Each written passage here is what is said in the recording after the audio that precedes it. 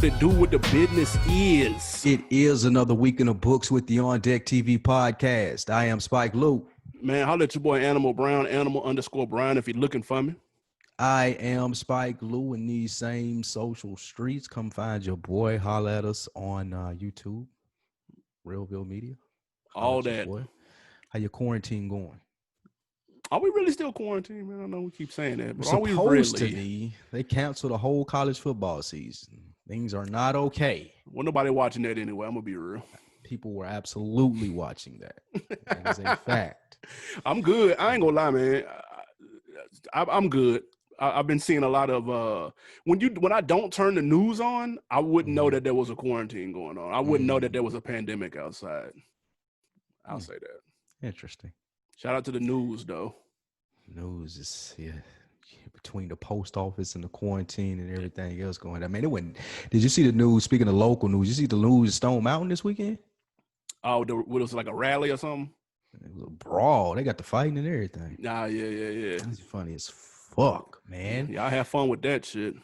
Yeah, I wasn't out there for that one, man. I like to frequent Stone Mountain. Missed it this week, man. Welcome to the OndeckTV podcast, though. This week we're reviewing the 2020 Freshman Class.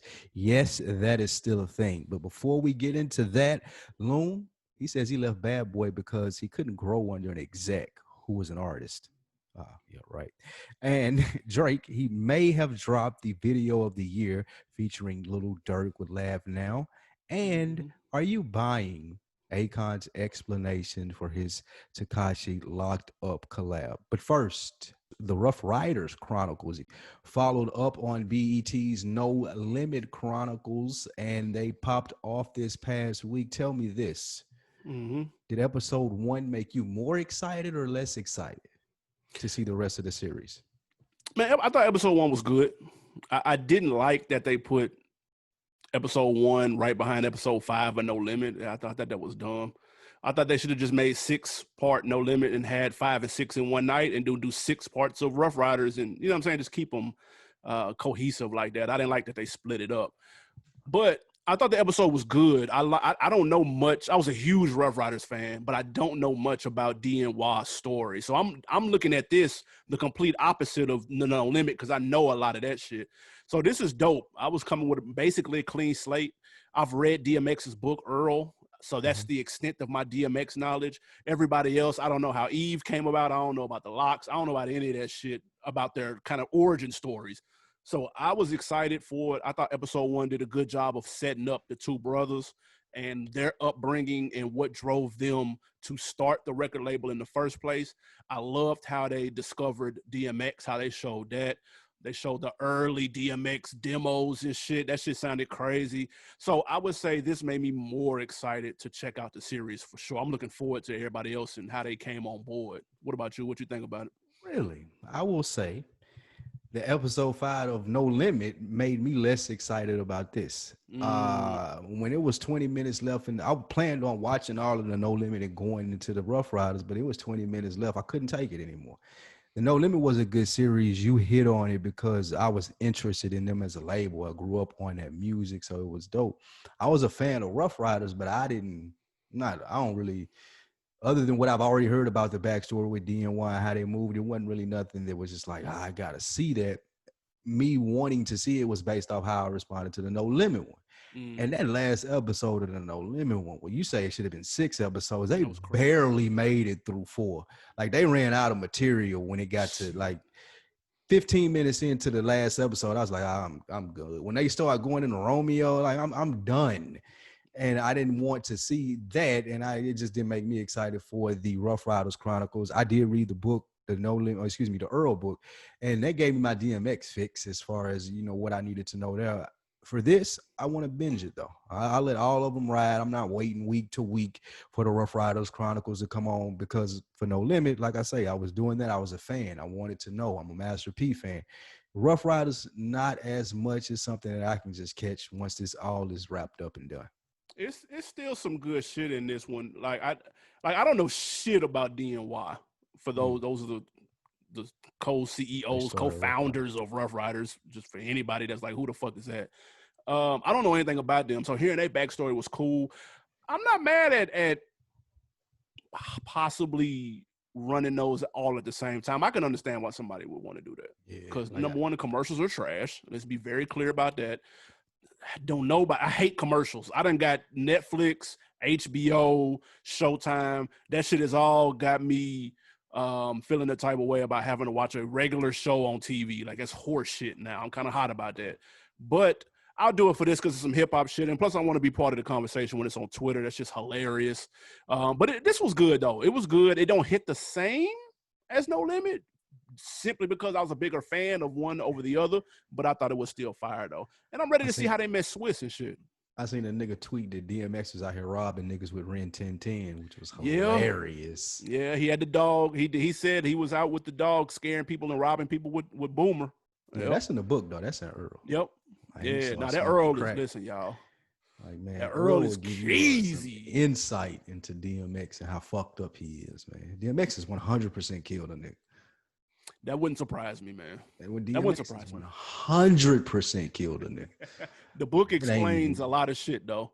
Yeah, facts. What I would say as far as these episodes, what would have capped off in No Limit thing more and what would have given a break between this and the Ruff Ryders, they should have did one of those like reunion shows like they do for the hip hop, love and hip hop shit. They could have did it via Zoom or whatever and just had you taking some up-to-date questions. I feel like that would have been a better cap than just to run it into the Ruff Ryders thing, like you said. That's true. And then at the end, the Ruff Ryders do the same thing, you know, get some people up there, get Swiss up there or whatnot if they can afford it and run it that way. But that would have been dope. I'm over the BET. I tried as long as I could for those 4 episodes to hold on to the BET production and stuff, man, but I had to get out of there. I ain't even finished the last No Limit episode. I can tell because it ended fire. I can tell you didn't finish it. It didn't. It really okay. Didn't. What happened? Tell me what happened. I cried, motherfucker. That's what happened. Shit. Did you not know any of that stuff? Like, they started going down the road and I didn't want to know any of that. And it's like, okay, I'm good. I mean, it was a chapter in the No Limit. I don't understand. A chapter that could have been forgotten. Nah. That they could have written out. They could have been too more many platinum plaques to forget that. Speaking of platinum plaques, let's talk Bad Boy, man. Loon, fresh out of jail. He was on Breakfast Club, and he was asked why he left the Bad Boy, and a lot of people said it was because of the Bad Boy curse. He cleared that up and said there is no Bad Boy curse. The reason that he left was because it was tough to grow as an artist when you are under an executive who is also an artist. Of course, this person we're speaking about is P. Diddy. I thought that was a very interesting point. My question, does that in fact make it harder for an artist to succeed coming up over an exec who is an artist as well? That's an interesting point, as you said. I don't think that it's a fair one.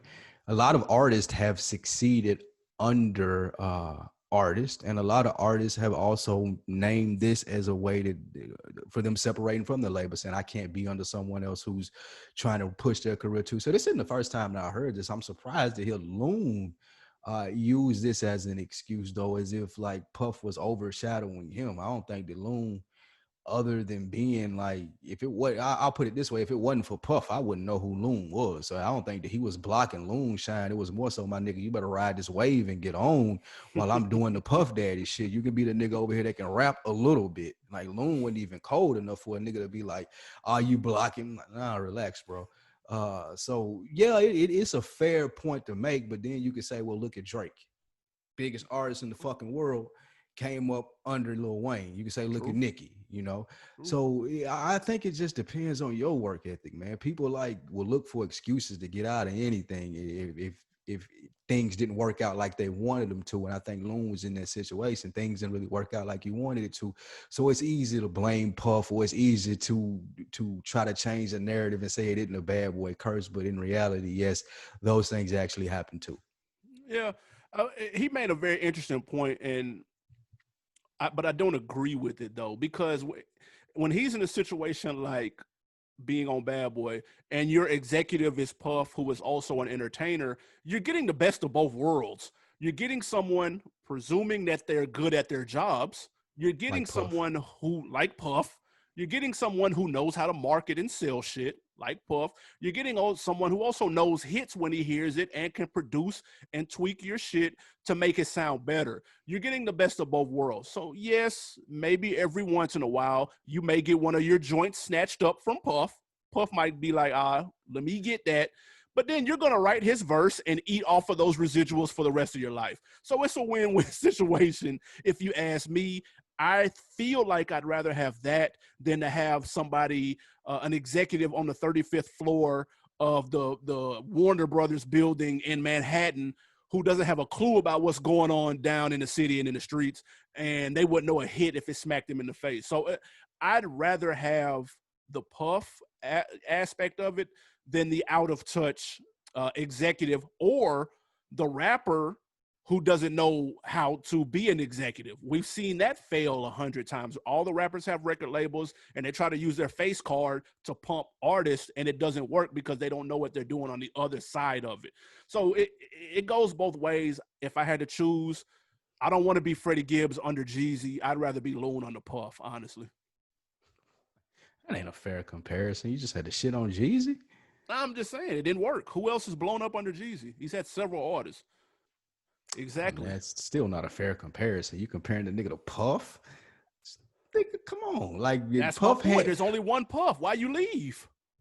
Well, okay, so Loon's wrong. Absolutely wrong. That's what I'm saying. Scenario. Yeah. Okay. That makes sense. I totally understand you saying it wrong, but I don't think it's fair to throw Jeezy under the bus there. A nigga like Freddie Gibbs. What, you want to do Luda? Who do you want to name?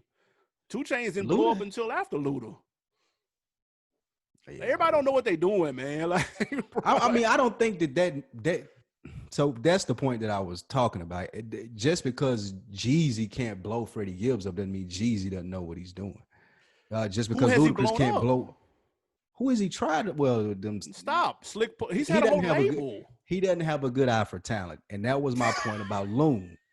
Like, Loon ain't the most talented nigga in the world. You know what I'm saying? Like, he wrote a couple hits though.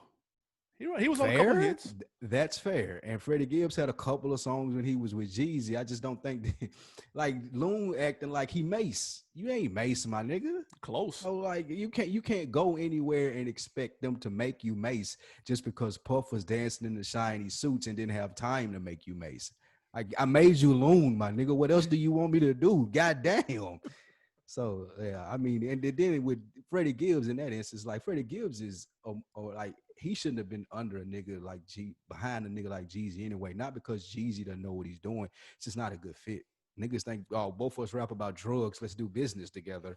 Like, nah. Like Freddie Gibbs' aspirations and Jeezy's aspirations were clearly different. You could tell what Freddie Gibbs wanted to be like movies and all that. Jeezy is, if he even wanted to be in that lane now, it's because he's grown into it. He's never had that vision. I think Freddie Gibbs' vision was a lot broader than Jeezy's, so you can't be up under a nigga like that. You're right in that point, but I don't think Jeezy was bad at the job. Shit. Moving on, I can't believe this made it in the countdown. There had to be another topic, but here we are. Drake drops a mid, laugh now, cry later video, him and Dirk. They were at the Nike headquarters, and you put in this production rundown, you had the balls enough to ask the question, did Drake drop the video of the year? Yeah. My face. Yeah. Let's fucking go. It's Drizzy season. The subtle yes is it for me. Fucking go. to go ahead and kill something else when watch people using the social media thing. For me, it's the subtle no's. Listen. You know that mid-ass video, but I'll let you go ahead. Drake. So last week we talked about the best songs of 2020 so far. Throw everything I said out of the window, and we're just gonna go straight to this laugh now, cry later. The 2020 just started the day that this dropped, people. This song is better than all the songs we named. Yes. Let's go. Christ. My boy is back. It's OVO season. The video is dope as fuck. He's quarantining in the Nike store in Beaverton, Oregon. He's dropping pandemic. He's quarantining in the Nike store. We all wish we could do that. I get it. You wish your favorite rapper would have thought of it first. You wish they would have had the plug to do this. They don't. Okay? Dope celebrity cameos, dope comedian cameos. We got unreleased Maybach whips in here. It's got it all. What else do you want from this? It's a great video. Drake has literally brought the music video back. Bro, what are you talking about? What do you mean? He has brought the music video back. It felt like a Hype Williams video, bro. That did not. That was some mid. That was mid. That was the equivalent of mid. You can't even say it. When people say mids, that's what this is, this video. It's dope because it's Drake. That's cool. It's a Nike. Odell's in there. That's nice. Drewski, my nigga, which was the best part of the whole video. I fuck with Drewski heavy. But I'm not understanding why you would call this a video a year. I don't frequent videos as much as you obviously do to call this video of the year. But if this is where we're at with videos of the year and this is all it takes, I feel sorry for videos and video makers, videographers. Like y'all got to get your creativity game up. But I don't believe you. I don't believe you. I looked at this video twice to ensure that I wasn't tripping. And this is cool. It's Drake doing what Drake does. You're right. Drake is funny. Drake is entertaining. It was a perfect cameo with Drewski. You bring out your celebrity friends with Odell. But I mean, it's not video of the year, though. It's like there's a lot more creativity going on as far as I'm all Wale, your buddy Wale in that video. That video was way better than this. That video was hard. My man Joyner Lucas, the Will Smith video, like those are good concept videos. And for you to throw his name in here just because he's Drake, it speaks to that trophy that you have back there that he sent you for being his #1 fan. Is that the Drake fan club trophy back there? I need one. I need a plaque. He gave you one. That's it. I had one question after this video ended. After this spectacular video ended. Why did him and Dirk have those suits on? Where did these niggas be at when they saying they doing all this and all that? That's all I want to fucking know. I have a question for you. Yes. How do you decide between Drake and Kanye in your stand-em? I don't know when he's dissing Kanye. Clearly, he's dissing Kanye West on here. He's talking to him when he said, "Where y'all niggas at when y'all doing all this and all that?" He's clearly talking to you. I don't know what. Not you, but he's talking to Kanye. Y'all niggas in Wyoming building shit? I'm in LA, my nigga, right here in Calabasas. I miss that. Big boy buildings with the big boy contractors. Y'all niggas out there with horses and shit. But he's clearly talking to Drake. So you missed that? You just ignored it? Yeah, I didn't hear. I don't hear any Kanye disses. I don't know what you're talking about.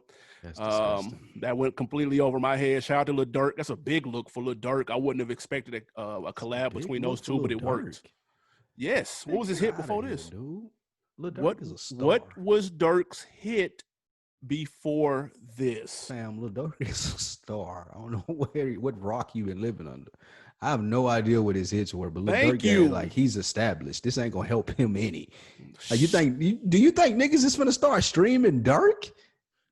Listen, is the Entertainment Tonight crowd gonna start streaming Durk now? Is that what you think? We just talked about when Kanye tweeted about Baby, and people in the UK publications was like, "Who is Lil Baby, and why did Kanye tweet about him?" You think they ain't got the same article? Who is Lil Durk, and why is he on Drake's new single? No, nigga, you Lil Durk has been popular. What is his hit, man? It don't matter what his hit is, man. Lil Durk has been popular. That's like asking what G Herbo hit is. Who knows? What's Freddie Gibbs' hit? What's a hit nowadays? Listen, exactly. Niggas, the only niggas that make hits are Drake and Kanye. If being real. Shit, what's Freddie Gibbs' hit? If Freddie Gibbs jumped on a song with Drake tomorrow, that would be his first hit. Would go up. That would be his first hit. It's just like it was Durk's first hit. Congrats. The video was fire with the suits, with the LeBron and Melo Dravery, and all that shit was dope. All of it. You hate it. You hate to see it. Nah, I mean, if I was a bigger Drake fan, I may get it, but it was some little cool at best, bro. Like that video wasn't all that, man. But big shout out to Nike paying for the video. What if Drake signs his next deal with Nike? His next record deal with Nike? With Nike. What if Nike like signed him to a record deal? That should be crazy. Push the shoes as the merch and shit. That'll be fire. You could. Next up, man, before we get to this freshman class, we got to talk Akon. Yo boy Akon took Absolutely not. DJ Vlad To explain why he collaborated with Tekashi 6ix9ine on Locked Up 2, let's first hear his explanation. Let's see what Akon had to say. Half the people that are upset aren't in the street, never been in the street. They don't even live by the code of the street. Tekashi ain't snitch on you. Why are you mad? Just think about it. If I was in the mix with him and I was affected by him telling on whoever or for whatever reason he told, that's what I don't like to talk about why he did it. I just know that for whatever reason he did it, he had his reasons. Now, if he comes out one day and says, I did it for this, that, and the reason, which he's done already, right? The question is whether or not you believe his story. All right, that was Akon, who basically said, he didn't snitch on me, so why would I have a problem with him? Are you buying Akon's explanation for the Tekashi collab? Nah, I'm not. And I keep hearing people say that Akon a street nigga, Akon is this and Akon is that, and that's fine. He can be that. But I think when Akon tries to come speak on American culture, he kind of loses it. Like he just doesn't have the information to be correct in these situations. Like even when he's talking about black people should get over slavery, or he's saying, well, he didn't snitch on you, why do you care? That's not how it goes in America, my nigga. And it may sound dumb to say, but that's like me trying to go over there and I'm going on the interviews with popular people in his country and I'm saying, well, I mean, I should do this. Like from the outside looking in, I'm just telling y'all should do this. Like just because I'm successful at something doesn't give me the right to just go speak frivolously about it, about shit over in like our country. I think that Akon continues to speak and he can have the opinion, but to voice the opinion on Vlad's show, where Vlad is going to popularize it and make the headline to make you look as stupid as possible. I can't blame Akon 100% for this because Vlad is going to take that and he's going to put it out there. This is what Akon said. What do you think? I think that's the biggest part of it. If Akon had this conversation about, hey, I did this song with Tekashi because I feel this way, with someone who's able to not even sit him, but school him and be like, nah, it don't go like that, bro. Like you can think that all you want to, but giving you background on American culture and shit, like it doesn't go like that. You can't sit here and say, well, I feel this way, so this should be right. Like it just doesn't go that way. And I think that he hasn't had the privilege of having a conversation with somebody who can tell him that. Like Akon, I feel like a lot of niggas probably kiss his ass, so they're not gonna tell him what's the real is, but sitting there talking to Vlad and having these headlines that are associated with, hey, I did this with Tekashi, you niggas should get over it and y'all should get over slavery too. It don't sound right.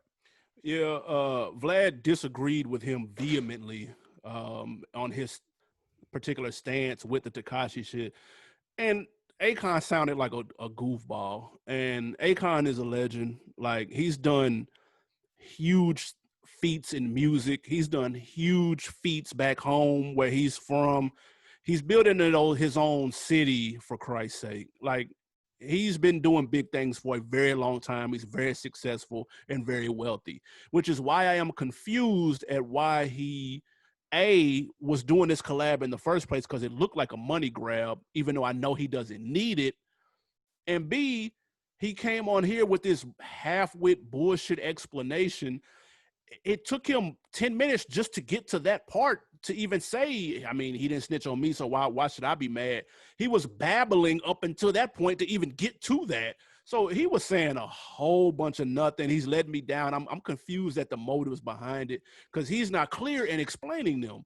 And in terms of the interview itself, Vlad held his feet to the fire like, bro, like, you keep street dudes around you. Like I've known you for 10, 15 years. Like I know where you come from and I know you understand that life. Now there's plenty of Tekashi fans who probably don't get it. We're not talking about them, Akon. We're talking about you, and I know you understand this. So that explanation that you're giving me is not working. That's complete bullshit. And we're just going to have to agree to disagree. And that's basically what the perspective that Vlad was taking. And I agree with him 100%. Akon, he knows you can play dumb. Why is everybody so upset? Stop, dude. It's corny, bro. I don't think hanging with street niggas qualifies him to know. I think he is ignorant of it. I think that he thinks that what he's saying is 100% okay. And that comes from being rich, being out of touch not directly dealing with like an American black experience. He not from like you're not. Akon has been locked up before in the States. It ain't got nothing to do with being locked up, bro. I'm talking about no, but what I'm saying is American. I'm talking about speaking towards things like I'm dead ass serious because he's speaking about like y'all niggas should get over slavery over in my country, nigga. We get over it. We ride by the island, like, bro. What are you talking about? You can't just leave it at that, though. He said more than that, but no, he did. He said that we should get over it. He said, "Oh, well, white people are never gonna give you guys money. They gave money to Italians. They gave it." He started naming all of these things, and it sounds like he knows his history, but it doesn't sound like that he's talked to enough black people about it. Is what I'm saying. Now he could be locked up. He can hang around street niggas. All of that stuff that you're and Vlad is saying, but I still don't think that he's had a conversation with a real street nigga who's able to tell him like, "Nah, bro," or someone who's more even tied to the slavery trade and like the American's perspective on it. I think he's ignorant in the fact that he's speaking from a foreigner. He's not speaking as a person like born in America, born or of American descent. Right. Yeah, and I definitely understand that, though. But you don't have to necessarily be just born here to understand the culture if you've been here for most of your life. I feel like for you to say get over slavery is you're taking that one piece. You're taking that one piece, though. There was more to that. You're doing what Vlad did with the headline. He said, though. But that's part of what he said, though, right? But you have to hear the entire thing to get context. We know how context works. That's all I'm saying. The context is he said get over slavery. That's the point that I'm talking about, though. I know that there was more to the interview. Right. Part of the interview in which I'm disagreeing with is all I'm talking about. The rest of the context doesn't have anything to do with what I'm speaking towards or what he was incorrect at. He said they should get over slavery and that America has done a hell of a job brainwashing us. That was the part that he added to that is very important to that statement, because when you take that out, it makes it sound one way. What makes that important to that statement to you? Why you say that? Because he's not solely putting the responsibility on black people. That's why. He's not solely putting the responsibility on black people to get over slavery. He's saying America should get over slavery, right? That's what you're saying. No, I'm saying that the reason that it's hard, he's giving a reason why it's tough for people to quote unquote get over it is because we've been brainwashed, which I don't know anybody who would disagree with that. That's bullshit, though. You can't tell me to do something. No, you can't tell somebody. You say, well, y'all should get over it, but I understand why you're not over it. That don't make sense. Yeah, that's basically what he was saying. But that doesn't make sense. He's not coercing me with that. He may have fooled you with that, but that doesn't make sense. He's playing both sides of the fence for sure. But I'm just giving you context of what he was saying. Because if he would have just said get over slavery, the context doesn't clear it up. You're saying that the context that doesn't clear anything up as far as what he's saying about slavery. Him saying that we've been brainwashed and should get over that has nothing to do with him saying get over it to me. I don't think that context adds anything to the statement. I think what he's saying is that some people may not know that they have been brainwashed, and that if people realize that they've been conned and brainwashed into continuously thinking about it, then they would realize that they could actually do something about it and get over it. He's just giving it from his perspective. I ain't even saying he's right. I'm just saying to you, he's giving it from a perspective of someone who, you ever see somebody that's in not a bad... from here. That's what I'm saying. Like, he's giving it from a perspective of somebody who doesn't get it. That's my whole point. Have you seen a situation where you may have known somebody in a relationship or something, and it was a bad relationship, but you have perspective because you don't have any feelings attached? So I can see it and be like, that's probably not the move, or dude probably lying, or she probably lying, or there's a shuck involved. I can see it because I'm not looking at it with rose-colored glasses.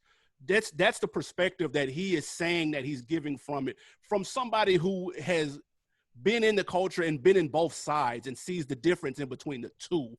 That's what he's saying. We lived in Nashville, we lived in Atlanta. We know the difference between the two mind states of people. We can't be like, no, there's no difference, it's the same. No, we know there's a difference. It's nothing better or worse. There's just a difference. You have the perspective because you spent time in both. That's all I'm saying. Somebody can't be like, well, nigga, you're not in Nashville no more, so you don't really know. It's like, I can get my perspective on what I know.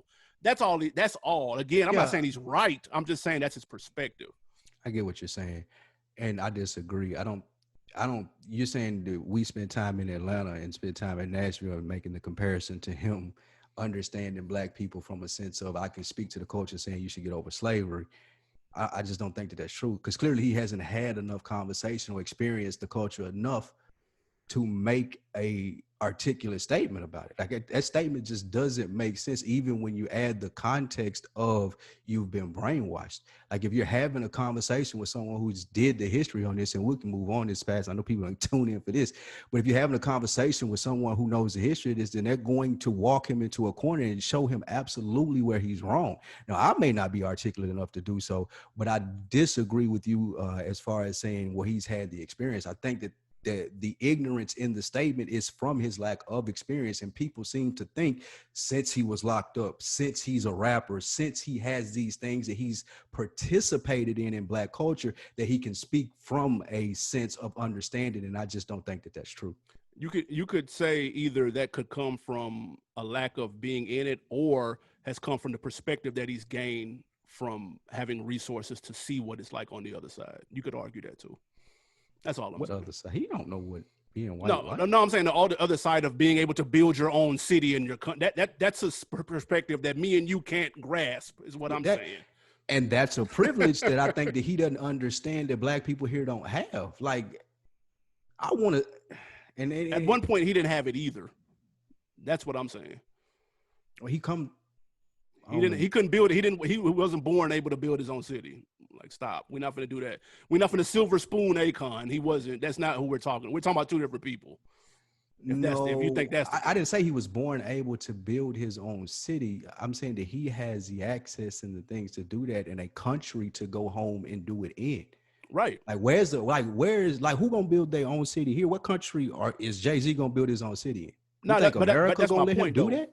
But that's my point. You know how it is. You know how it is when you travel. You know how it is when you travel. The first time you touched foreign soil, your perspective changed immediately, or it should have. What's that have to do with Akon, though, bro? Like, I'm telling you, the privilege that Akon is sharing, like, he can say these things, like you said, and go over to Africa and build his own city, and then he can sit there and be like, well, you guys should do this. Like, people don't have the privilege of being able to do that. Like, Jay-Z has more money than him. He can't build his own city in America. It's because Akon is African that he has the privilege of doing so. And it's because he's African that he's speaking and saying that you guys should forget about that. That's my point. Yeah, no, all I'm saying is, you were saying that you believe that his perspective is coming from someone who isn't as educated in the Black culture as he should be. And I'm saying no, I'm not saying as he should be. I'm saying that he thinks he is. Okay, that he thinks he is. I ain't saying that he can't go get the knowledge. I'm saying that he's speaking from a place that he thinks he's a lot smarter and more educated in this than I think somebody, if he had a real conversation with somebody who wasn't trying to son him or just had his best interest in mind and correcting him, that he would learn a lot and he wouldn't say those things. And I'm saying I'm leaving the door open for the possibility of him with those resources seeing things that we haven't seen, thus giving him that perspective where we can't comprehend it because we haven't been in those places or those rooms or those areas that he's been. That's all I'm saying. I'm leaving the door open for that possibility. That goes both ways though, right? Yeah, for sure. Just like you said that, like there's stuff that he can't comprehend that we've been through just because he's not. That's my point. Like he's speaking as if he can comprehend both. So if I give him the benefit of the doubt of seeing things that I haven't and being able to say that, he has to give me the benefit of the doubt to tell him he's incorrect. That's fair. Yeah, that's fair. I'm with you on it. All right, that was our history lesson and Akon speculation. Yeah, I agree. Let's get to the business, man, while we here. Shout out to everybody who fast forwarded. Y'all missed a good conversation. XXL Freshman Class 2020. Man, let's pull up this cheat sheet, dog. We got 10 brand spanking new freshmen. Let me see. We got them ranging for everywhere, man. I'm going to read the first 5. First of all, we got to know number one, who the hell are these freshmen? Who are they? I'm going to read the first 5. We got Polo G, Cowboy, NLE Chopper, Lil Keed, and Sheikah. Followed by Lil TJ from South Bronx, Baby King, who rings in from Carson, California. Your man's Jack Harlow from Louisville. Rod Wave, a.k.a. Big Jeff from St. Petersburg, Florida. Fabio Foreign reigns in from Brooklyn. Mulatto from the A. And the vote-in 10th spot, 24 Golden from the Bay Area, San Francisco, California. We all over the map.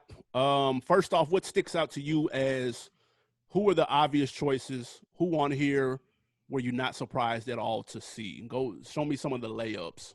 It's a good list. This second year in a row, I think XXL is doing a thing with capturing the culture, putting the people on here that people are checking for, that are right there on the cusp.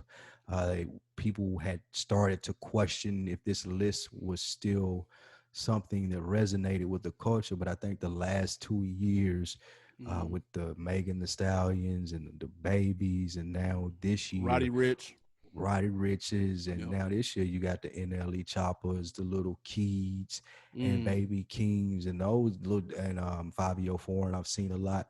You have those guys continuing on where you're not looking at this list and you're like, for the couple of years, you were like, who in the fuck are these people?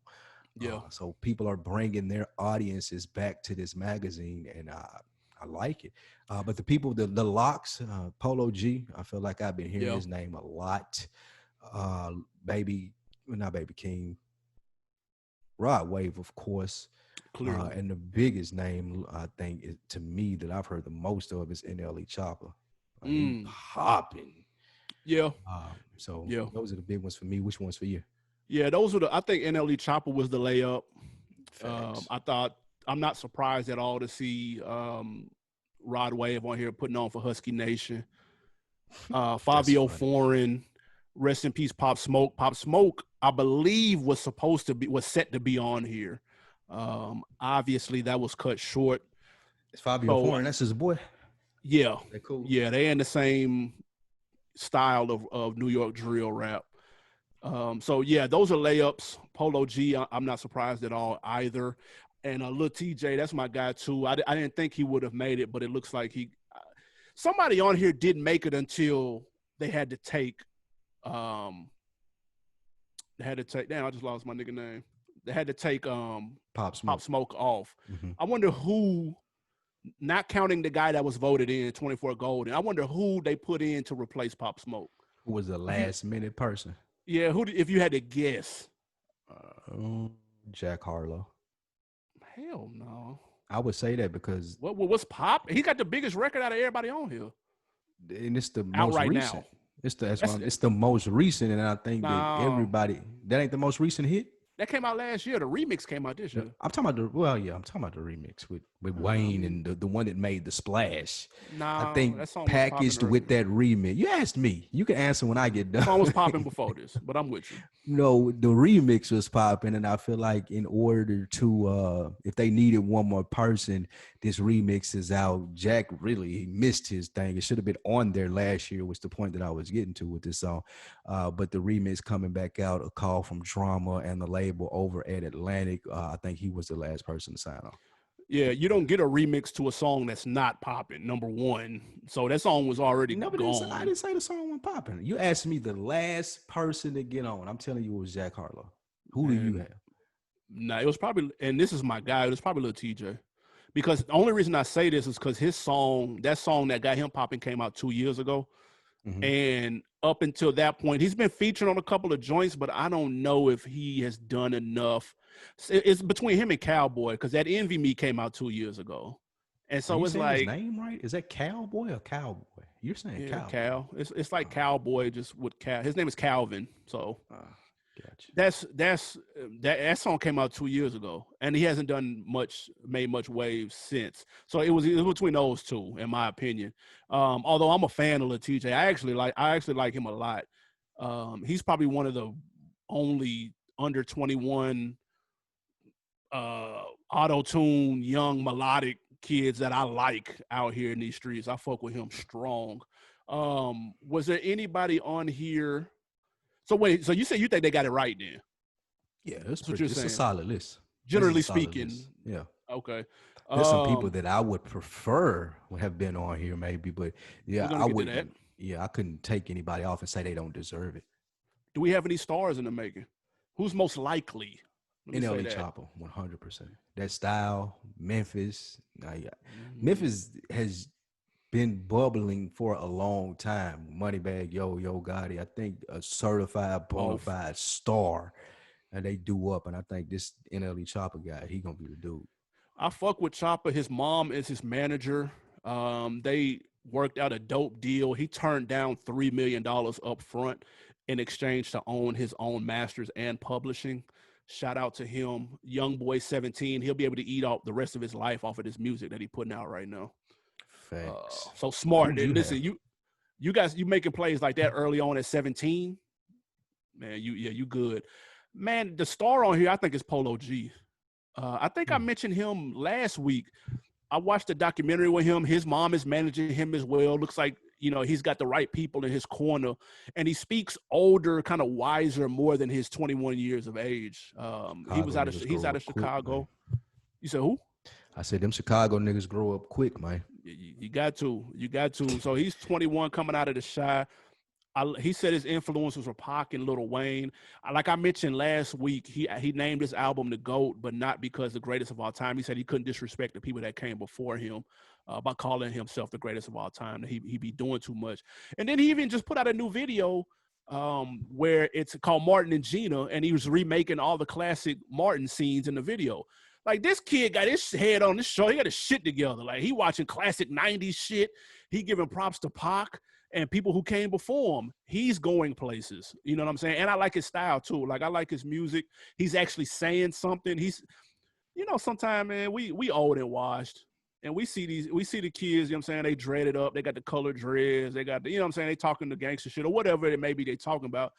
And we like, okay, they really ain't saying nothing. But when you get a chance to dig a little deeper into their shit, you'll see that they do got a lot on their mind, and they do have some more substance than style. And Polo G is one of them kids. So I'm fucking with him. Yeah, I like Polo G too. Whose music do you enjoy the most? If you're listening to one of these people, like, who you enjoy? Man, I like TJ. I like Fabio. I enjoy those two.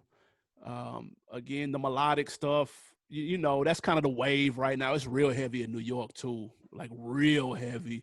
But I rock with it, man. He said his influences were Drake, Meek Mill, and Usher. It doesn't get any more random than that. Yeah. And I watched 30 years old too. Fabio was 30. That's crazy. Yeah, he grew up in the Usher era. Nah, I'm saying TJ said Usher was. Oh, TJ said that. Oh, wow. Yeah. I watched the documentary on YouTube about TJ. I like the documentaries on the artists. You get to know these, you know what I'm saying, these cats and see what they really talking about. And he was taking piano lessons and he was taking vocal lessons. Like, he took his shit dumb serious. You know what I'm saying? Like, recently, like now he's taking those? No, he was taking them. I saw this last year. This was a documentary from last year.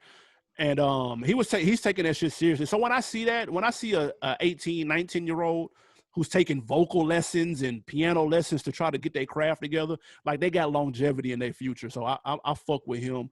And I just like that drill sound, man. It's just Pop Smoke not here. I got to rock with Fabio. Anybody on here you were previously listening to? Rod Wave is okay. I can't really get into him. It's okay, like I say. Yeah. But I probably have listened to him more than anybody else on this list. Polo G, I am a fan of too. I've seen a couple of media things that he put out that I liked. I was like, okay, I like this kid. But doing research for this and going through his people's music, what surprised me the most, and I think what I liked the most, was Chica. Yeah, I think it's boisterous, it's loud, it's big. I think it's a style, like it's a more like homegrown Lizzo. It's like not as manufactured, it's not as packaged as they made Lizzo out to be. It's like more raw, more gritty, but it's still dope. So I like I was listening to some of the stuff that she did. I think that she's a dope artist. Leaving out of this, that would be one person that I add to the rotation based off what I seen. Shout out to Sheikah. She made waves when she did that Kanye freestyle about a year or two ago.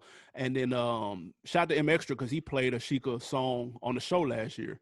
So yeah, she's representing Birmingham, Alabama. You don't see a lot of people out of there getting to this level. So yeah, shout out to her, man. Yep. Man, you know what? I was listening to I was researching on Cowboy a little bit, and he sounds too much like Lil Durk for me to really. I don't think he's ever gonna break through like that. I think that Envy Me is probably Durk hits. Yeah, he sounds too much like him. But I watched the interview with him, and he said that he had to go to a psych ward after he saw his friend get killed in front of him. And I thought that was very interesting. He's from Chicago as well. I think he was 15, 16, had to go to a psych ward, had to sit in a circle and do the whole like discussion and breaking out because he kept having nightmares about it.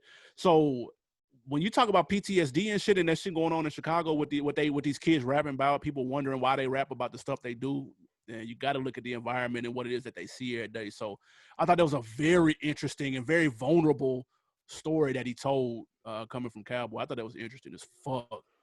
Chicago different, Hate to man. hear it, though. I pray for all of those young brothers coming out of there, man, that they can keep grinding to get to where they need to be. But it is very interesting. What would you say that was on a documentary?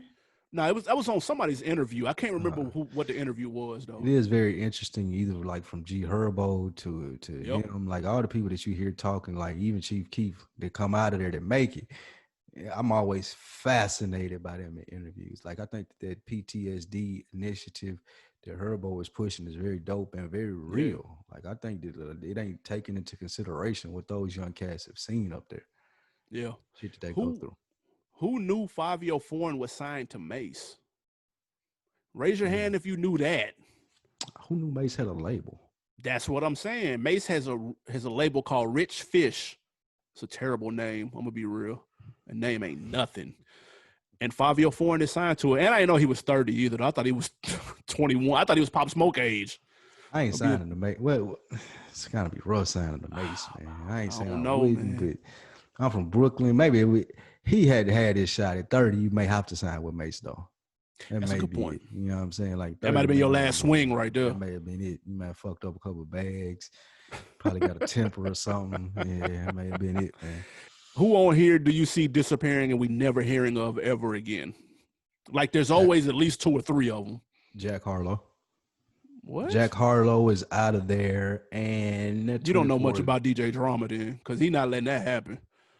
He got a good team behind him. He got a machine at Atlantic and DJ Drama who's created hit makers before.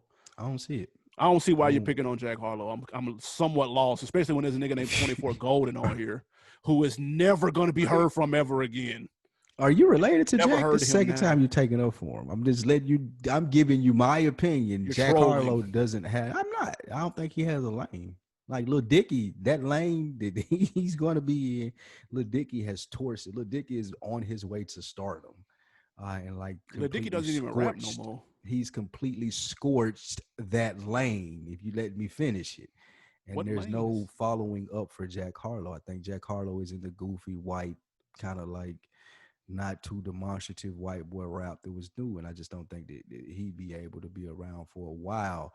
Lakeed, I see he signed a Young Thug. I see 300 ENT. Based off those things alone, I don't know how long he's going to be able to be around as far as just having the support that he needs.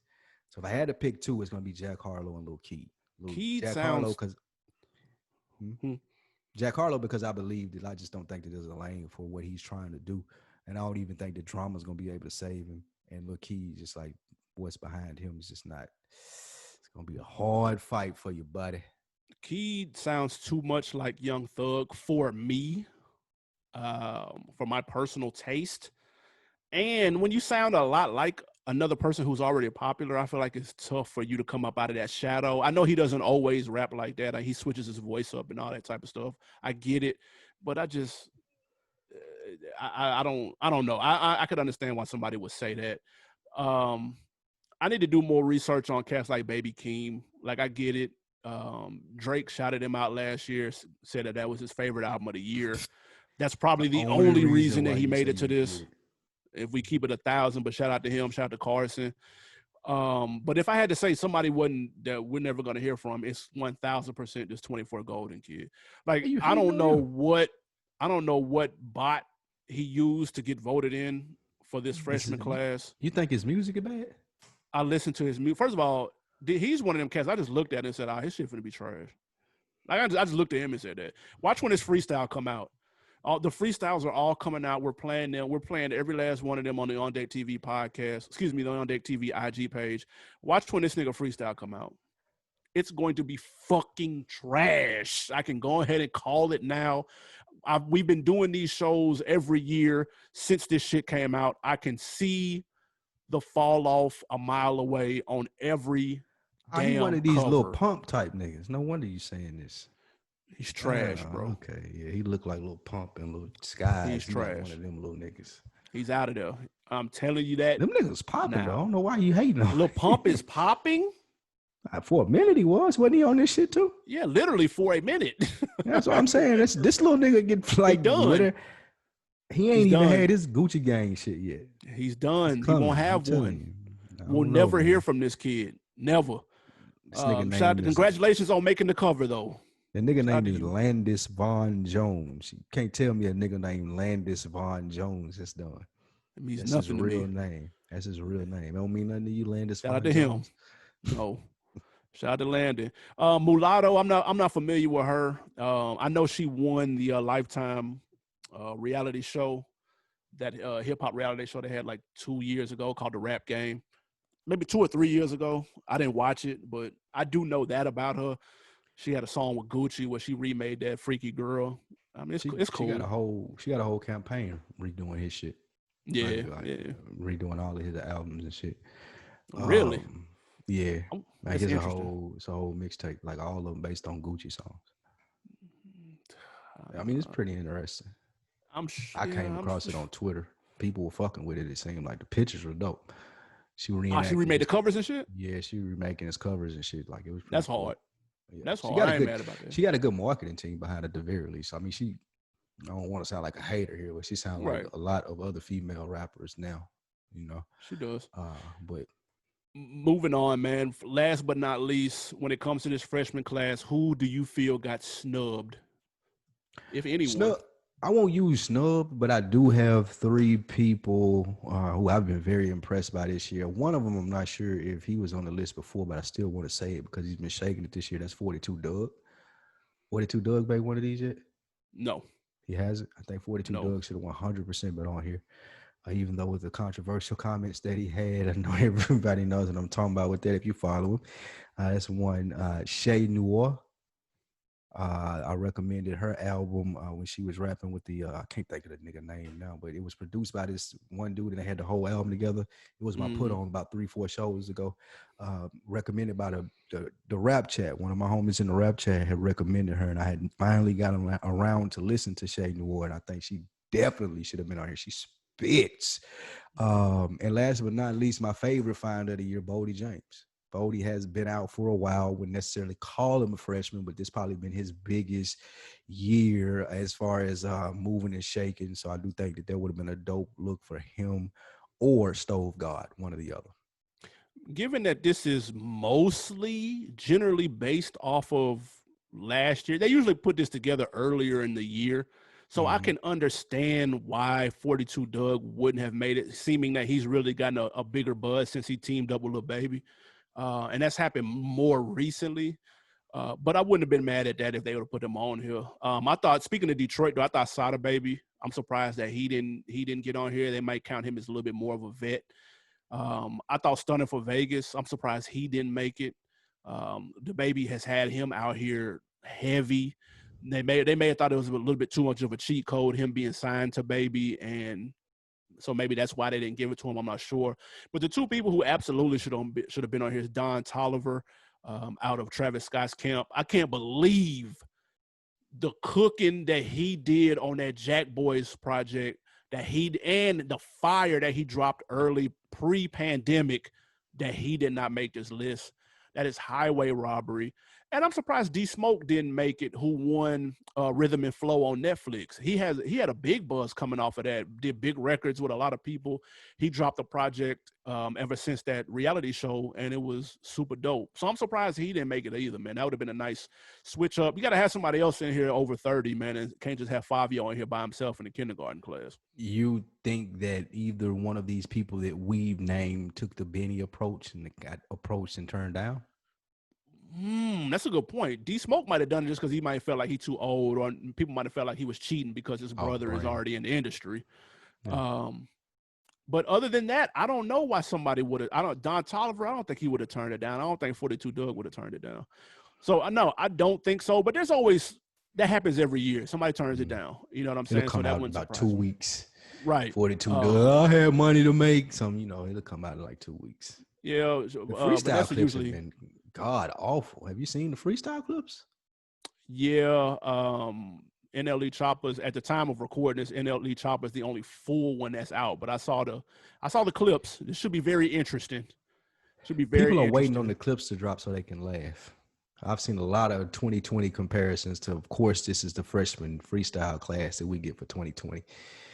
As far as everything that's been going on. So I'm surprised wait to see how that sounds. Minus the scandal, I think Doja Cat probably would have made it. Minus the scandal. She Really? blew it when she rap. Yeah. Damn, I thought she was like a Amy Winehouse type bitch. Weirdo. Way off. Yeah, she way off.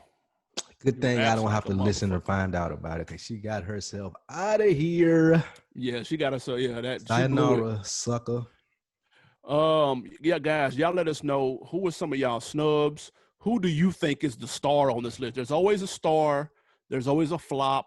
There's always a snub. Y'all let us know on OndeckTV podcast on Instagram and of course the Rap Chat as well. Just search the Rap Chat on Facebook. Let us know. We got some wins and some losses. Absolutely, man. We got a W going out to your man's Juelz. He got out of prison. Big shout out to him. Are you excited to see Juelz come home? Yeah, man. He back. They said he went to the dentist straight out of jail. He went to the dentist. And that's not a joke. They literally actually said that's what happened. Got his grill together. To get his teeth fixed again? Yeah. I can only imagine what it looked like in jail with no treatment. Can you picture that? Treatment? I thought he got his teeth fixed. I thought his teeth fell out and he got them fixed. I don't know. I can't keep up. Jesus Christ. Shout out to Juelz, man. He's glad to see him free. We don't need any new music. Let me go ahead and stop you there. You ain't new Juelz? Absolutely not. No. And I can't feel my face. He dropped the ball. He had the rap game in the palm of his hands for about 10 minutes, and he jackballed it by not dropping that album. They can't feel my face. Shout out to Juelz. No, his follow up. He jackballed it by not dropping that shit. What's next? All right, another W goes out to Gucci Mane and Rick Ross. Gucci Mane is expecting his first child with his baby mama Keisha, his Kior. Wife. Damn. Baby mama, wife, both. My nigga said his baby mama. Got it mixed up with Ross, whose baby mother just had their third child that they've had together. So congratulations to both those men bringing new life into the world. That's why Ross been so giddy lately. He been hype. He been happy as hell. Yeah, he living his best life. Baby. Absolutely, man. Shout out to Ross, man. I love that nigga crib is amazing. Jesus Christ. Fantastic. Absolutely. And another W to No ID. He is cashing out on selling his catalog, similar to the Dream situation. Same company, actually. Same company that bought the Dreams Masters that we discovered that we discussed for like $75 million. This company also gave No ID a check for his catalog. What you think that was? Man, he sold a total of 273 songs, including Kanye shit. Yeah. Drake shit, Jay-Z shit. They didn't disclose how much, but look, I sent this to my partner, shout out to my guy Twan Sounds. I sent that article to him like, bro, this shit crazy. He wrote back with something very interesting. And I love it when people send me shit that I have to go and Google immediately. He said, I have a theory about the music and the MMA Act that was just signed into Congress. He thinks a bigger play is happening. He feels that Jay will sell Tidal soon. So what I had to do, I had to go look up and see what the hell MMA, what the fuck that meant. And, hold on, I got to pull it up.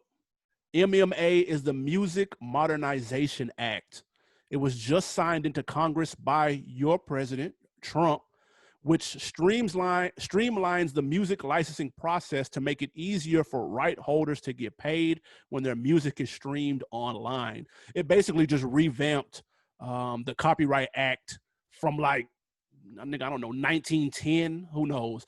It basically just revamped that to make it a little more modern with the times. And in doing so, you get faster payouts, quicker royalty payouts, and things of that nature for artists, labels, etc. Crazy. Interesting. So shout out to my guy Twan. Why would that make Jay-Z want to sell Tidal? I don't know. That was his theory. I guess that's why it's a theory. I don't get know. Twan on the line. We're gonna start taking calls and get Twan on the line to hash that out a little bit more.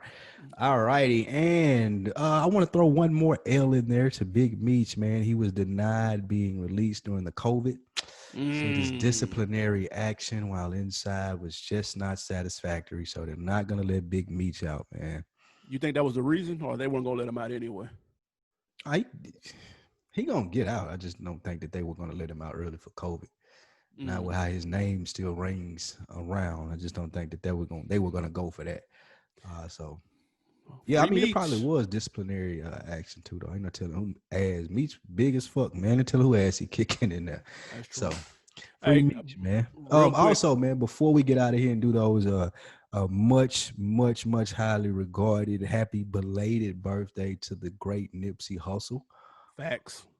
Birthday passed over this past weekend, man. We didn't get to say that on the last show, and I 1,000,000% want to make sure that I acknowledge that. So happy birthday, King. Absolutely, man. 100%. Bonus W real quick, though. Big Boy from Outkast. Did you know there was no script for his role in ATL, and he improv the whole thing? I heard that. I did hear that, too. That's crazy. That's fire, too. He need to do more acting. Exactly. He need to do. You remember when I told you I went to the football game with his son down here? Yep. He was in mode then. He acted like the dude from ATL then the whole time in the stands. I promise you. That's I could believe that, man. Big Boy is a character. That was cold because he stole the show. Man, that's one of the greatest scenes when he pulled up on it when he was looking for his money. Oh man, like that shit. Nigga, they hit me in the face with a wad of money. They hit me in the face with a wad of money. Hey, so boy, disrespectful. That's great black cinema right there, man. Shout out to Big Boy, man. On Decker of the Week, man.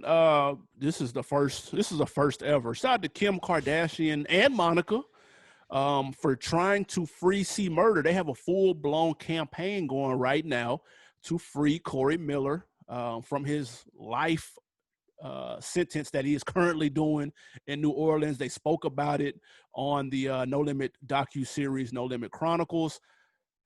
Hey, man, they making noise.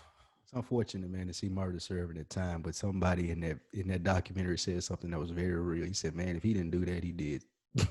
They getting him for so much he did, man.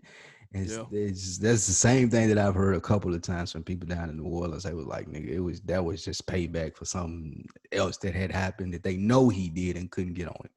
And I don't want him to be locked up for something that he didn't do if he was a completely innocent man. But see, Murder, he out there. He's been out there. So see, Murder was out there. He was out chill. Real quick, I saw an investigation discovery special on C Murder, and this may be on YouTube. It's called Reasonable Doubt. It was really good. And C Murder was on the phone. Huh? They did one of them on Mac too. The Mac one is sad. They need to free dude and pay him because he got robbed. C Murder, they had him on the phone with his daughter because C Murder didn't do it, but people are saying that he knows who did. A lot of people speculated it was somebody that was with him that got to fighting. But C Murder said he wouldn't tell, and his daughter was on the phone pleading with him to come home, and he said he still couldn't tell. And I just thought that was fucking crazy. That's rough, nigga, that's nuts. It is nuts, man. It's a wild I get it, life though. they do. That's what he chose, yeah. Like I see Murder like what he gonna if he tell what he gonna get out of do? Go live in Calabasas with P? Yeah, maybe. I don't think P Tekashi like, out I here, don't think P motherfucker. open. I don't think P open for that. And like I say, that's the difference between a nigga like Tekashi and a nigga like C Murder that was born in it. Like C Murder, even though he know it'll benefit him, he still can't bring himself to do that. And Tekashi like, man, fuck that. Nigga, I ain't going to jail, nigga. The difference in the culture. What you got to put us on this week, man? Did you finish that? Well, first, before the put on, did you watch the show that you wanted us to put on, the HBO show? Did you watch that? Which one? Your put on last week. I forgot. Dreamcast. I can't keep up with my shit. The Dreamcast shit on HBO. You talking about Lovecraft? Lovecraft, whatever the name. Did you watch it? No, not yet. Not yet. Coming soon, though. Very interesting. What I did watch, though, which is what I'm going to put people on, is something that you put me on, which is the morning show on Apple TV Plus or whatever the fuck it's called. I started it when it first came out, but I never finished it. Due to your gassing of it, I went ahead and ran it, and it actually turned out to be really dope. That was a good series. I'm not gonna lie. 10 episodes. I flew through them. The last three episodes were crack. Whew. And there's a Did the conversation Vegas shit to be throw you had. off at first? No, I followed what was going on. It threw me off. I was what the fuck following. they doing? Till they got to the same. It is I can't wait to have a conversation with people about what happened in those episodes and what they think. Like, do they think that he? Right. That was wild. No, that was good. That was a good Very series. Good series. I recommend that, man. Reese Witherspoon been low key cooking lately. This is under her production company. Did you know that she started this production company that housed Big Little Lies, Little Fires Everywhere, and this because they told her that she wasn't going to be able to get roles into her 40s. Started this production company and cooked. Nashville, stand up. Yeah, Cashville, goddamn it. Let's go, Reese. Let's do it on your own then. They don't want to hire you, we doing it. Let's go, 615. Hey, I used to work with Reese's little brother too. That shit crazy. I remember you told me that nigga was a spoiled brat. Douchebag. That's funny as shit. My put on ain't as dope, but it's in the snack realm. If you're not joining us on YouTube, that was good as fuck. Man, listen, these Starburst minis, the all red pack. Come on, dog. Yeah, that's gonna run through the whole thing. You gotta like get a couple out and just move it away from you, or you gonna run through the whole thing. They ain't wrapped up either. You ain't gotta worry about opening them. Come on, man. Starburst minis all red pack, bro. Go get you a pack today. Thank me later. Your teeth finna look like Jewels. That's funny as shit. I'm gonna get some veneers. I'm gonna get the Joe Budden look, nigga. They call Joe Budden Chief Teeth. That was fucking hilarious because he got the new teeth in. That shit was funny as shit. Chief Teeth is funny. I'm gonna get the veneers. I'm gonna get the veneers and then I'm gonna get all gold teeth. Like every tooth gold, get all the veneers and then just put gold over them. Fuck YOLO, man. Let's do it. Go for it. Hey, man, we appreciate y'all rocking with us again. OndeckTV podcast on Instagram, youtube.com/realville, patreon.com/realville. Big shit popping in September on Patreon. I'm excited. I can't wait for y'all to hear it. Anything else before we get out of here? Absolutely not, man. We appreciate you guys joining. Support The Real as always and as often as you can. We appreciate it. We out. Peace.